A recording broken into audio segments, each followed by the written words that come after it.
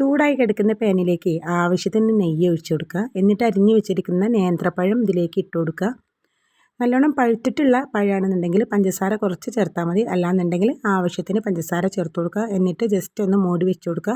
അങ്ങനെ ചെയ്യുമ്പോൾ പെട്ടെന്ന് തന്നെ നമുക്ക് വഴന്ന് കിട്ടും. പിന്നീട് നമ്മുടെ കയ്യിൽ നട്ട്സൊക്കെ ഉണ്ടെന്നുണ്ടെങ്കിൽ നമ്മൾ ചേർത്ത് കൊടുക്കുക. ഇല്ലയെന്നുണ്ടെങ്കിൽ വേണ്ട കേട്ടോ. പിന്നീട് നമുക്ക് അത്യാവശ്യമായിട്ടുള്ള സാധനം തേങ്ങയാണ്. തേങ്ങയ്ക്കൊക്കെ ഇപ്പോൾ ഭയങ്കര ടൈറ്റാണ്. എന്നാലും ഒരു കപ്പ് നിറയെ തേങ്ങ ചെറിയത് ചേർത്ത് കൊടുക്കുന്നുണ്ട്. അതും കൂടെ ചേർക്കുമ്പോഴായിരിക്കും ഇതിന് നല്ലൊരു ടേസ്റ്റ് ഉണ്ടാവുക. അതും കൂടെ ചേർത്തിട്ട് ഒന്നും കൂടെ ഒന്ന് അടച്ച് വെച്ച് കൊടുക്കുക കേട്ടോ. പിന്നീട് നമുക്ക് 2-3-4 ബ്രെഡ് എടുത്തിട്ട് മിക്സിയിലിട്ടിട്ട് ജസ്റ്റ് ഒന്ന് കറക്കിയെടുക്കുക. അതും കൂടെ ഇതിലേക്ക് ഇട്ട് കൊടുക്കുക. പിന്നീട് നമ്മുടെ ഒരു ഫ്ലേവറിന് വേണ്ടിയിട്ട് ഏലക്കാപ്പൊടി ചേർത്ത് കൊടുക്കുക കേട്ടോ. കയ്യിലുണ്ടെങ്കിൽ ചേർത്ത് കൊടുക്കുക. ചേർത്ത് കൊടുത്താൽ നല്ല ടേസ്റ്റാണ്. എന്നിട്ട് നന്നായിട്ട് തട്ടി കൂട്ടി നല്ലോണം മിക്സാക്കുക. ഇതുപോലെ ഉടച്ചെടുക്കാൻ പറ്റുന്നുണ്ടെങ്കിൽ നന്നായിട്ട് ഉടച്ചെടുക്കുക. ഒരു തവിയോ എന്തെങ്കിലുമൊക്കെ വെച്ചിട്ട് ഉടച്ചെടുക്കുക കേട്ടോ. നമുക്ക് കൈ വെച്ചിട്ട് ഇങ്ങനെ മിക്സാക്കാൻ കഴിയുന്ന ആ ഒരു രൂപത്തിൽ വേണം ഉടച്ചെടുക്കാൻ വേണ്ടി.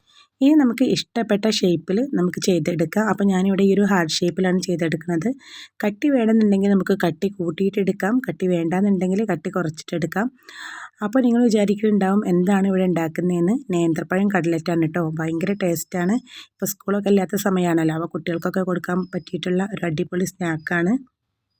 കുട്ടികൾക്ക് മാത്രമല്ല കേട്ടോ, നമ്മൾ വലിയവർക്കും കഴിക്കാവുന്നേ ഉള്ളൂ. നല്ല അടിപൊളി ടേസ്റ്റാണ്. അപ്പോൾ ഈ ഒരു ഷേപ്പിൽ ഞാനിവിടെ മുഴുവനും ചെയ്തെടുത്തിട്ടുണ്ട്. ഏകദേശം വലിയ 2 നേന്ത്രപ്പഴം കൊണ്ട് 11 സ്നാക്കാണ് ഞാനിവിടെ റെഡിയാക്കിയിട്ടുള്ളത്. ഇനി നമുക്ക് ചെറിയൊരു ബാറ്റർ വേണം. അതിന് വേണ്ടിയിട്ട് 1.5 ടേബിൾ സ്പൂൺ മൈദയിലേക്ക് ആവശ്യത്തിന് വെള്ളം ഒഴിച്ചിട്ട് ഇതുപോലെ ലൂസാക്കിയിട്ട് കലക്കിയെടുക്കുക. പിന്നെ നമുക്ക് വേണ്ടത് ബ്രെഡ് ക്രംസ് ആണ്. അതും കൂടെ ഇവിടെ റെഡിയാക്കി വെച്ചിട്ടുണ്ട്. ഇനി നമ്മൾ സാധാരണ കട്ലറ്റ് ചെയ്യും പോലെ തന്നെ ആദ്യം ബാറ്ററിൽ മുക്കിയിട്ട് ബ്രെഡ് ക്രംസിൽ കോട്ട് ചെയ്തെടുക്കുക. അങ്ങനെ മുഴുവനായിട്ട് ഇതാ ഇവിടെ ചെയ്തെടുത്തിട്ടുണ്ട് കേട്ടോ. ഇനി നമുക്ക് ചൂടായ എണ്ണയിലിട്ടിട്ട് അങ്ങോട്ട് നന്നായിട്ട് വറുത്ത് കോരാം. അപ്പോൾ വൈകുന്നേരമൊക്കെ ആവുന്ന സമയത്ത് നമ്മൾ ഒരു ഉച്ചയൊക്കെ ആവുന്ന സമയത്ത് ഇതൊക്കെ റെഡിയാക്കി എടുക്കുകയാണെന്നുണ്ടെങ്കിൽ വൈകുന്നേരത്ത് പെട്ടെന്ന് തന്നെ നമുക്ക് റെഡിയാക്കി എടുക്കാൻ പറ്റും. നല്ല ചൂടോട് കൂടിയിട്ട് കഴിക്കുമ്പോൾ നല്ല അടിപൊളി ടേസ്റ്റാണ് കേട്ടോ. അപ്പോൾ അതാ നമ്മുടെ സ്നാക്ക് ഇവിടെ റെഡി ആയിട്ടുണ്ട്. എല്ലാവരും ഒന്ന് ട്രൈ ചെയ്ത് നോക്കുക. വീഡിയോ ഇഷ്ടമായിട്ടുണ്ടെങ്കിൽ എല്ലാവരും ഒന്ന് ലൈക്ക് ചെയ്യുക. ചാനലും കൂടെ ഒന്ന് സബ്സ്ക്രൈബ് ചെയ്യുക കേട്ടോ. അപ്പോൾ അത്രയേ ഉള്ളൂ. ബൈ.